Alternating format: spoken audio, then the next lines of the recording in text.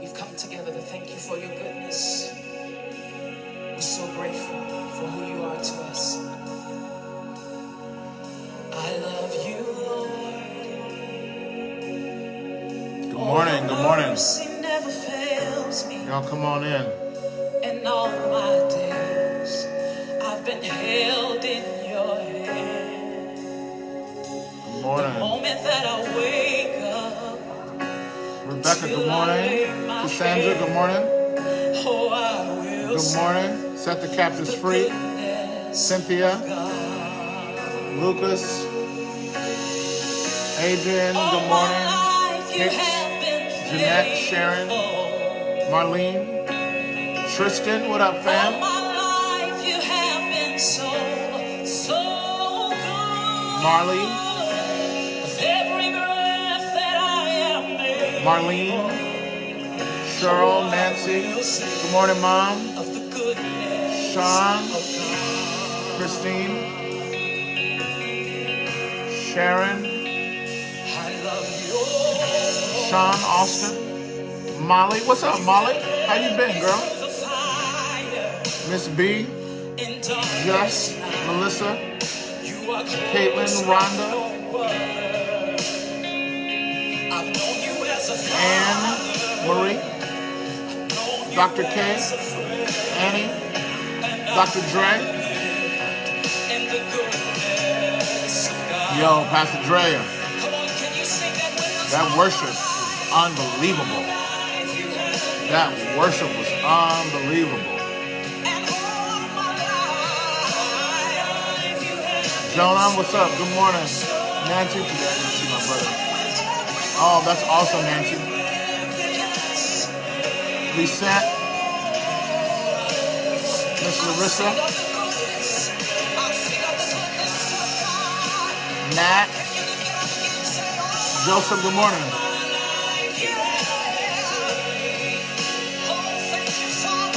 Kia. Congratulations. Can't wait to hear all the details. I hope you're feeling good, babe. I'm praying for you. Kimmy, Jenny, Brad, Julia, Roz, what's up, sis? your goodness is running it's running Always running after us today. Jill, good morning. your goodness is running Good morning, good morning. Ann, good morning. after me. With my life laid down, I'm surrendered now. I give you Cara, everything. Rachel, Rachel's dad, Goodness is running after, it's running after me. Sarah, Taylor.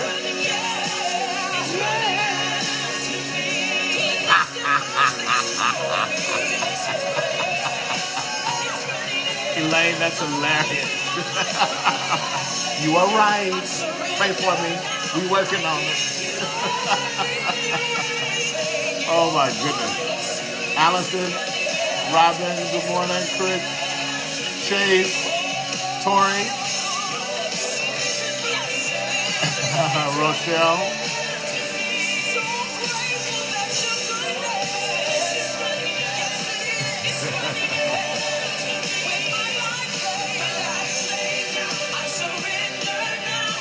Jody, good morning. Tony, Adrian, Stephanie, Julie, Palladium,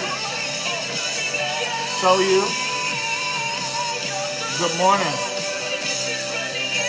Cousin Elma. Woo, I made it. Shay, you made it, girl. Oh, good. I hope you enjoy it, Kimmy. This is Fellowship Worship Collective. It's on YouTube. The song, it's on YouTube. My sister Larissa. Gina, good morning. Erica, Adrian. So you can go to our Fellowship page on YouTube, and this song should be on there.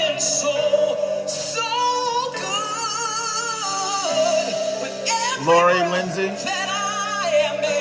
Sydney, Brother Benjamin Moore. What up, bro? All right, y'all. Let's prepare our hearts for worship. God, Sister Gordon, you're so Margaret Waters, come on. Would you just grab a red emoji, you're red symbol, and just fill the timeline with it? Just fill the thread with it.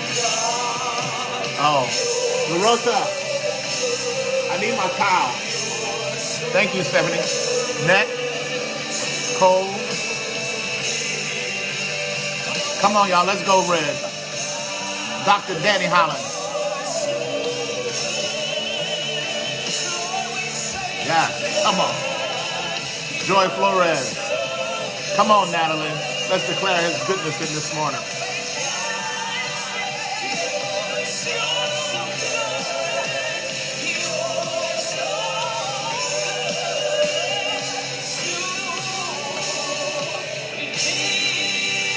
Come on in here. You're so good to me. So, Father, we thank you so much for who you are. We thank you for your goodness. We thank you for your kindness. We thank you for your faithfulness.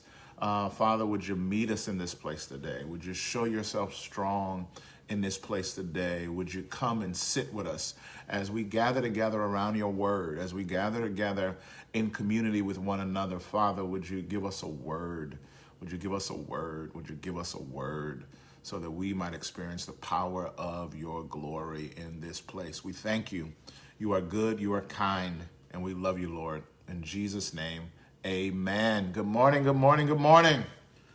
My towel people. This week we're in John 13 talking about Jesus washing the feet. And we're talking about this idea of, don't leave your towel. Don't leave your towel. So that's why I'm waving this towel around. If you're new, welcome to Good News Today, the morning devotional show where we sit around God's word. According to Elaine, I drink coffee Kool-Aid. That was so funny. So good. She was like, I see you still drinking Kool-Aid. Yeah, we're slowly weaning ourselves. By slowly weaning, I mean we haven't done anything yet. But it's coming. What's up, Dr. Tamika? Dr. T? Yo, it's a Good News Today show. We got together, prayed about it. We got a theme song. Here we go. Come on, everybody. Christy Joy, where you at? Let's go. Come on.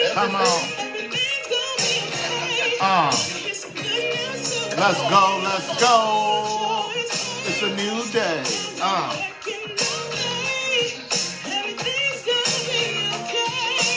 so loved the world that he gave his only begotten Son. That whosoever will believe in him shall not perish but have everlasting life. Everything's gonna be okay. DC, what's up? DC in the building, I see you.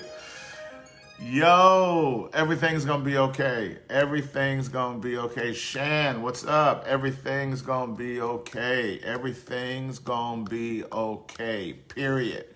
I love it. Everything's gonna be okay. Listen, you need to see it. You need to believe it. Some of you need to say it to yourself. What's up, cousin? Hey, Steph. Good to see you, fam. Nancy Ricks, you got to say it to yourself. Some of you need to say it. You got to say it. Is there a coffee to begin? Everything's going to be okay, y'all. Everything's going to be okay. Some of you are going through, I mean, we're all going through, but some of you, right down in here, it's really tight. It's really tight. And you're getting weary. And you're not sure.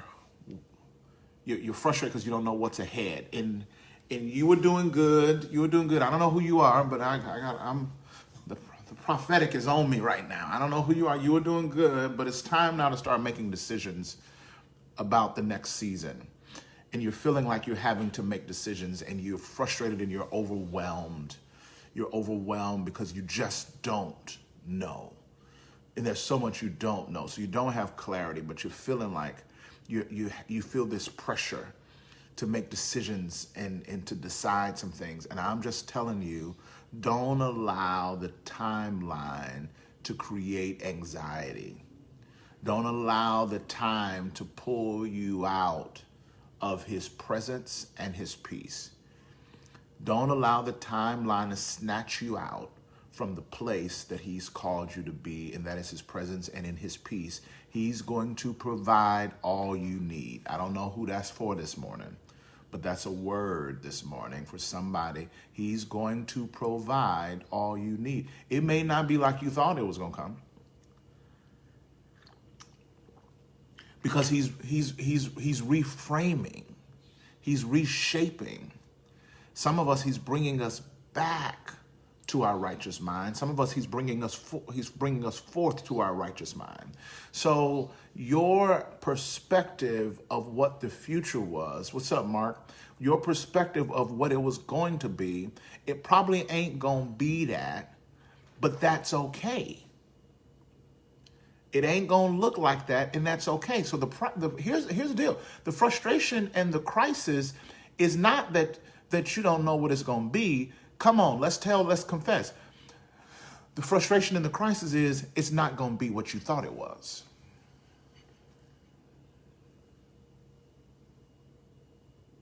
Did you get that? Come on, let's just tell the truth. It's not that I don't know what it's going to be. It's the death of the idea of what you thought it was going to be. Because what you do know for sure is what you thought it was going to be, it's not going to be that. That's not confusing. That's really clear. And you're really frustrated at that. And that's created an anxiety. Can we name? I don't know who that is. I know that ain't everybody. But that's somebody brought you in here this morning so he could tell you what you thought it was. It won't be. What you thought it was, it won't be. But that don't mean it ain't gonna be good. Because if you trust him, not only will it be good, it'll be God. And you want God every time. You want God every time. Don't settle for good. You need to pursue God. And God didn't bring you this far in this journey of quarantine. He hadn't done all of this disruption just for you to go back to what he disrupted.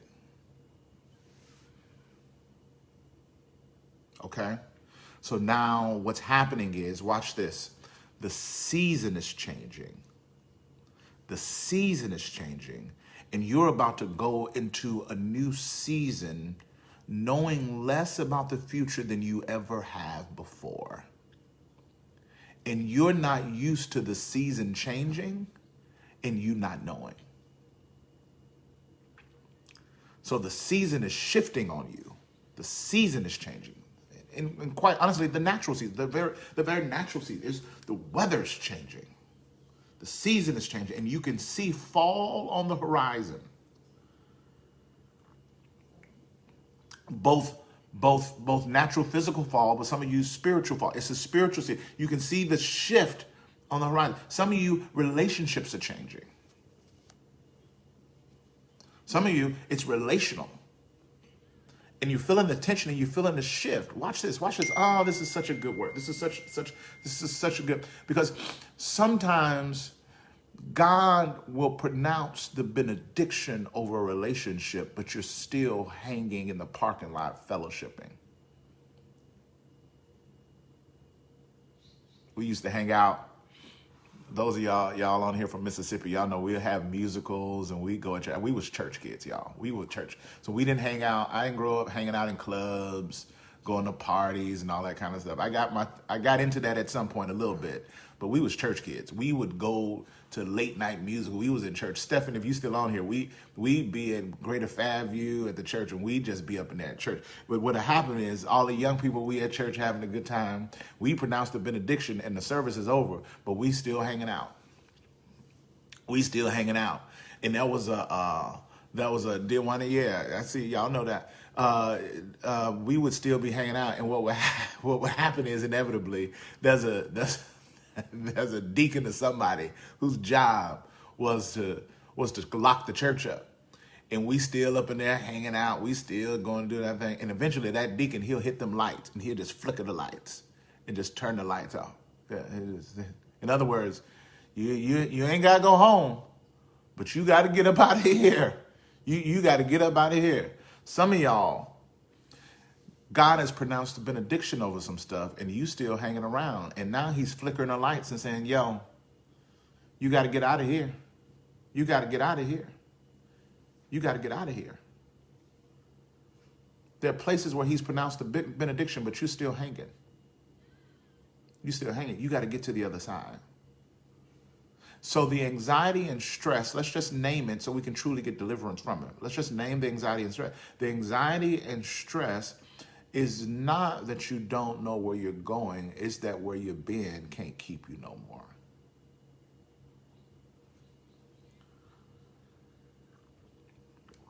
It's not that you don't know where you're going, it's where you've been can't keep you anymore.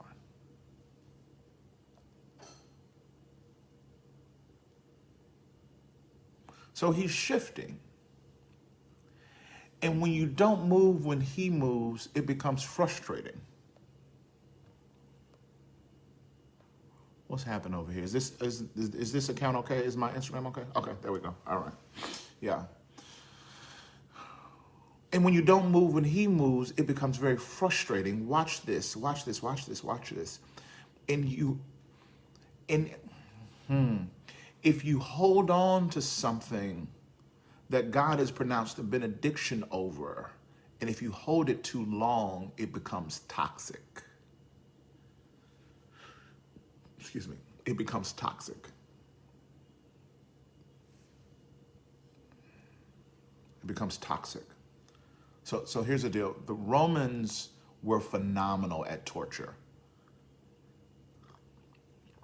They were masterful, and a part of their might and their power, in their reign and rule, the reason why the empire, the Roman Empire, was so significant and so strong is because of just the fear that they incited in people. Because of that fear, because of how they would torture, and they would torture publicly. They would torture publicly to send a message to anybody that saw, don't mess with the Romans. Don't mess with the Roman Empire. Don't fool with us. One of their methods of torture is, instead of killing a guy, they take a dead person, place that dead person on his back, and make him walk around carrying something dead. Because they know biologically what happens is that the death in the dead body will begin to be the death in the living body. They would kill him. It'll kill him slowly because he was holding on to something that was dead. He was carrying something that's dead. I'm telling you, if God has pronounced the benediction over it, you need to let it go, lest you carry it and it becomes toxic and begins to bring about death in a place where God was trying to bring you to life, but you stayed too long.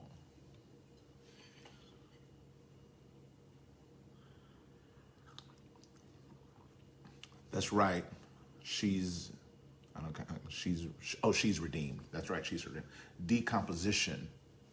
So what begins to decompose in the dead body begins to cause decomposition in the living body. Are you holding something so long? Are you still holding on to what was, to where it's beginning to cause decomposition in your body? It's beginning to decompose in your body, in your mind.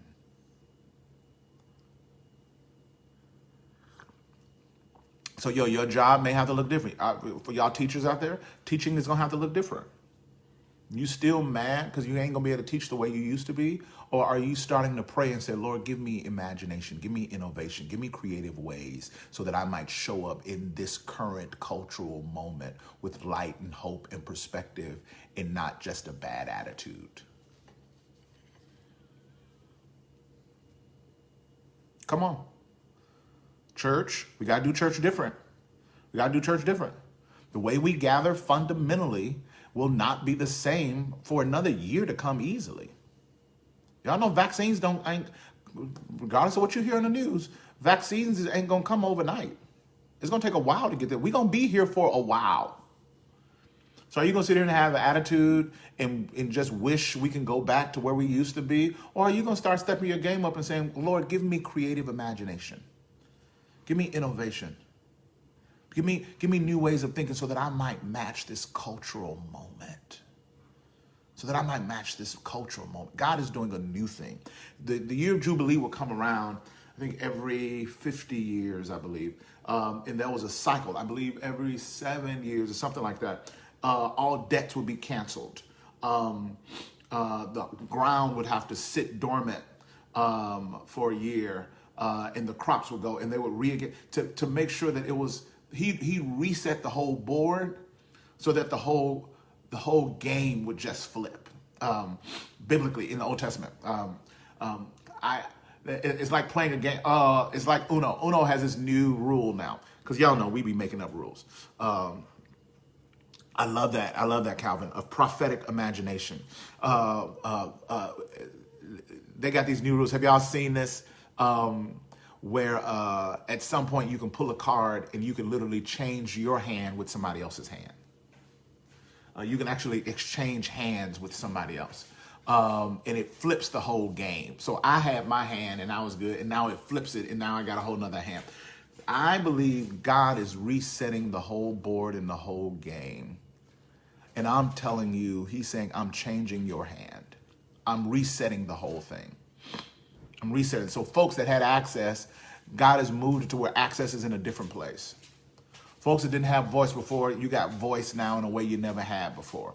But if you don't use your prophetic imagination, if you don't have sacred innovation, you won't even see it. You won't even see it. That's why his presence is everything. Getting in his presence, because in his presence, he will tell you, behold, I'm doing a new thing. And then in that passage in Isaiah, he says, did you not perceive it? In other words, in my presence, I'm going to give you a heads up.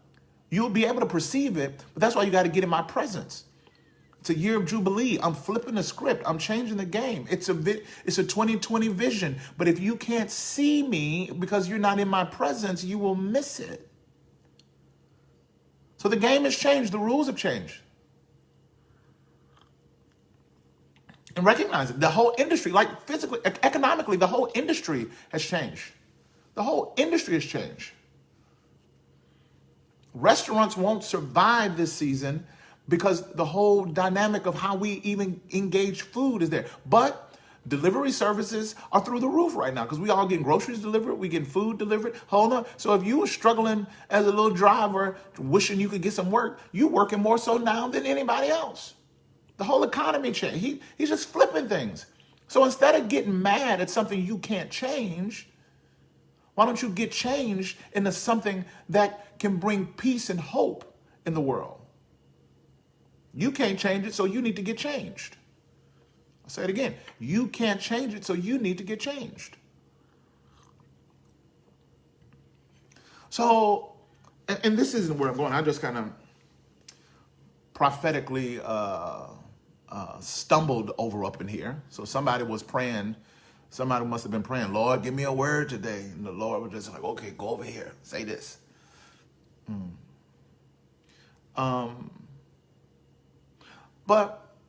But for somebody, I need you to hear, tell the anxiety that it needs to go. Because it's hard to express, it's hard to engage in spiritual imagination when you're consumed with stress and anxiety. It's hard to engage in spiritual imagination when you're consumed with stress and frustration.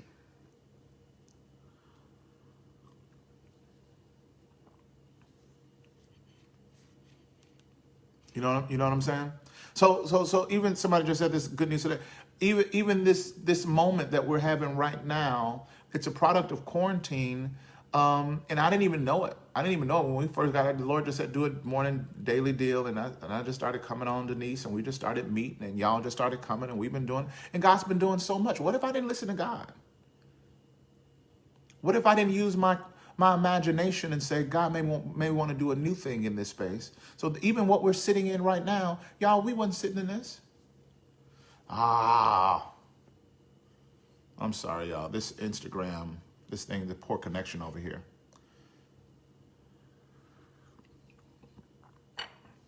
So if you follow him, he'll bring you to a new place. I said, I'll repeat it because we paused over here. If I wouldn't have listened to God, we wouldn't be sitting in this space together. That's what I said. That's all you missed. So we listen and we trust him, and he positions us in a place where we need to be. Y'all, let me just tell you. Let me just testify a little bit. Let me see. I didn't know. Y'all know we was up in here just doing our thing. Then this whole thing of race hit. Then I'm on here talking about race, and y'all, it's that some of the messages, some of the videos from this moment that we shared together have gone viral. It's crazy. I'm getting messages from people all across the world saying something that I said that we experienced together has now blessed them and changed their life, and they see stuff that they've never seen before. Because over 100 days ago, the Spirit of the Lord said, all right, he knew all of this was going to happen. So he positioned me, he shifted me, put me here, put us here, and now we've created a big family table that we're sitting at and navigating life together in ways that we wouldn't before. So you just gotta trust him, y'all. You just gotta trust him. It's tight. It's sacrifice. It looks different. I've been burdened. I've been up late at night trying to figure out how might I find new shirts to wear. I've been burdened trying to find out what kind of coffee sweetener to use. This ain't the easiest gig in the world being up here. But the Lord has been faithful. I found shirts. I found ways to do it. You know what I'm saying? In other words, God is saying, chill, yo. I got you. Don't miss me in this season because you're so consumed with the messiness of this season. Because, yo, we keep it real here. I would say what it is. It's a mess show. It's messy. It's messy. He said, but don't let the mess distract you from the message and the ministry and the meaning. You will find meaning in 2020. Come on here. That's the word. That's the word. You will find meaning. I'm trying to get you to meaning. And it's going to be messy because where you were needed to be so deconstructed that now it's a mess. But through this mess, I'm getting you to meaning. Your life needed meaning because your life was being filled with things that are absolutely meaningless. They may be meaningful to you, but they were meaningless to eternity. Here we go. They were meaningless to eternity. And I need my believers. I need my family. I need my children to be consumed with things that have eternal meaning. Eternal meaning. The stuff you stressed out about 6 months ago had no eternal significance for many of us. You was worried about which car, which house are we gonna do, what school? Oh no! What about I don't have time for my yoga class. I don't have time for this. And it was just meaningless. And God is looking down, saying the world is desperate for hope, and my believers are caught up and distracted with meaningless things. So let me shut everything down and let me start it again, and let me walk them through the messiness of this season in hopes that they might discover discover the treasure of meaning and things that are eternal. That are eternal. And the reason why it's frustrating, and the reason why I think calamity keeps coming after calamity, is number one, there's evil in the world, but I think how God's going to use calamity after calamity after calamity is if they just realize this world is temporal. If they just realize this world is not their home, if they stop putting hope in this world and start putting hope in the things of God, and then start pointing the people in this world to the things of God, we might begin to experience the power of God on earth as it is in heaven now. I would say it again for the people in the back, but I can't do that twice. I hope you got it. Go back and rewind it at some point. We have been consumed. That's why the church is included in the shutdown, because you got to repivot. What are y'all doing? You've become a cultural entertainment house, and you need to be a place where sick people can come and find healing and hope. It needs to be a place where the ideologies of this world can be destroyed so that people can find the hope of the living God. You've been playing show house. You've been entertaining. You've been making people comfortable, and racism is rampant. That's why all of these folks,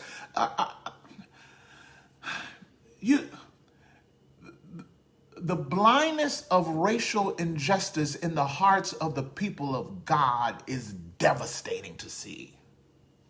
Because we've preached such a watered down gospel, we think we find complete comfort in ignoring the burden of our brothers and sisters, of our siblings of color. We don't even have a burden. We don't even think about it. We're so consumed with our life the way that it is, we could care less. And that's why you see and hear people saying stuff because they don't know what to say. People's races coming out even more because they never even opened up their heart to God to even do deep work in this area. They don't even do deep work in this area. I know people who got churches who got board members that are daring their pastors to say Black Lives Matter. You bet not say it. That are saying racism is not a problem. I don't care what they say. So God is saying, I'm shutting it all down, and I will use calamity to expose the evil of comfort and complacency in my sons and daughters so that they might wake up to the eternal meaning that I'm calling them to. Come on. What is your life going to be about? What are you going to do? What are you going to do? You in a rush to get back to what? If it's the life as normal and the work as usual and Christianity that's stale and stagnant and comfortable, then why does God need to rush in and save the day? Just to get you back to being okay. God is saying, I'm trying to give you meaning in this season. And you're going to walk out of coronavirus, because we're going to walk out of this. We ain't going to stay in this. We're going to walk out of this racial, distress, in the unrest. That's what I'm looking for. This unrest in our community. We're going to walk out of it. But are we going to walk out of it with meaning? Or are we going to walk out with a bunch of Band-Aids and miss the greater thing that God was trying to do? This is not the time to clean up the mess. Some of you've consumed your day, you consume your hearts, you consume your times, you even consume your prayers with God. Would you just clean this mess up? And you've been just trying to clean up mess. This ain't time to clean up the mess. Leave it messy. Step away from it and say, now what's the message in this mess? And where is there meaning in this mess? What's the message and where is there meaning in this mess? I want to live a life that's meaningful and not meaningless when it comes to eternal significance. So there's meaning in this season. There's meaning. There's meaning for your life, and you got to find it. There's meaning for your life, and you got to find it. We're sitting in John 13. Watch this. Jesus is at this crucial point. He's been walking with his boys for 3 years. He's about to go to the crucifixion, and he's about to leave. He's about to leave. And in this crucial moment, just listen to the first phrase. Just listen to this. Listen to this in context of just leaving heaven, coming to earth in this space, then going back. Listen to this. It was just before the Passover festival. Jesus knew that the hour had come for him to leave this world and go to the Father. Having loved his own who were in the world, he loved them to the end. The evening meal was in progress, and the devil had already prompted Judas, the son of Simon Iscariot, to betray Jesus. Jesus knew that the Father, watch this, had put all things under his power, and that he had come from God and was returning to God. So he got up from the meal, and took off his clothing and wrapped a towel around his waist. Jesus knew that God had given him all power. Jesus knew that the end was about to come. So in that moment, when you got people that have treated you unjustly, you got people that you love dearly, he does an act that symbolizes what his whole life was about here on earth. He's like, well, the end is about to come.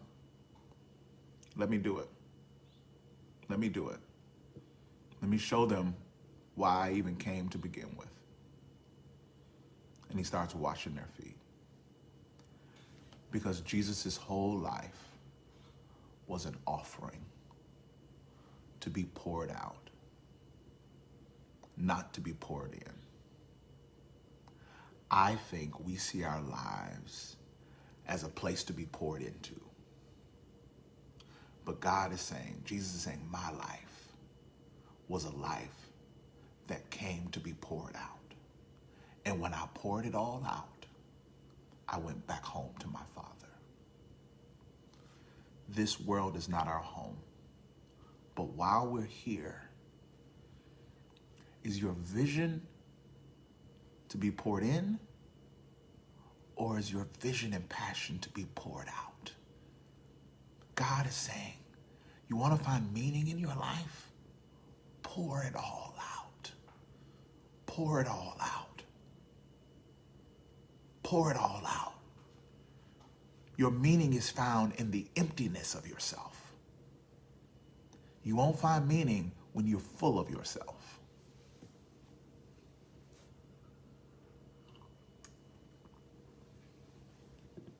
Come on now in here. Did y'all get that word? The meaning in life is found in the emptying of yourself. And you won't find God's meaning for your life when you're full of yourself. Jesus is about to go back to God. He realizes my time here is what it is, but let me now go and do. He didn't go and say, let me reflect on all my memories. He didn't go and say, let me have a party where everybody tells me how great my time was here. He says, I'm about to be out. Let me make sure I've emptied all. And he gets down on the floor and he starts washing feet. He starts washing feet. You want to find meaning in this season? You want to find purpose in this season? Start emptying yourself, pouring out. Start washing feet.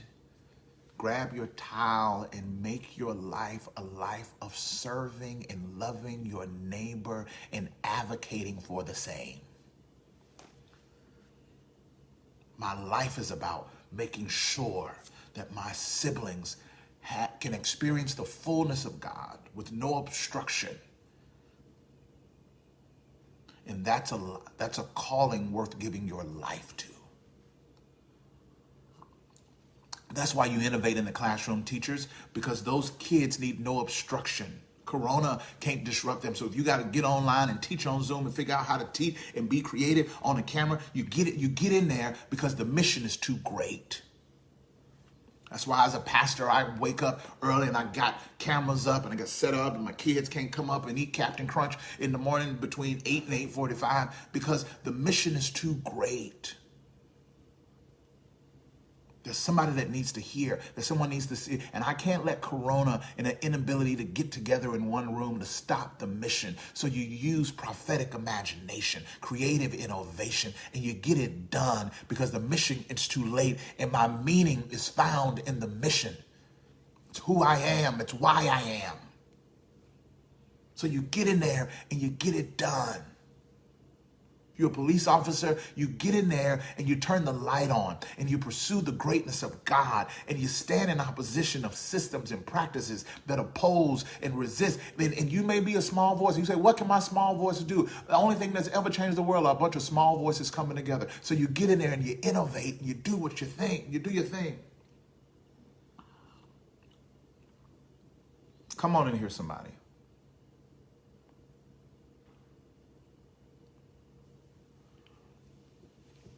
So that's the good news of the day. It's messy out here. But don't spend your days trying to clean the mess.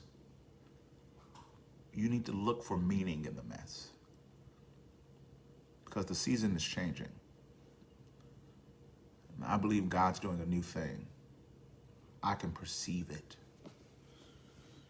And Jesus, he recognized all the injustice that's around him, all the racism that was around him in John 13, the personal pandemic of betrayal. He was feeling it all. And what did he do? He said, there's going to be meaning. This crucifixion is about to be messy. But there's meaning in the messiness of this crucifixion. He's always disclosed meaning in a mess. Egypt was a mess, but there was a meaning as the Israelites walked out of Pharaoh's hand of oppression. So don't be distracted by the mess, friends. There's meaning in that mess, and God's going to use it for his glory. Amen.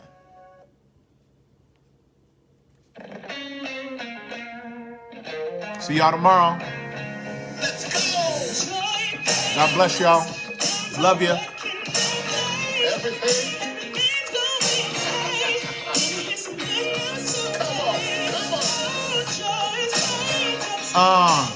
Come on, there's meaning in this mess, y'all. There's meaning in this mess, y'all. Hang in there.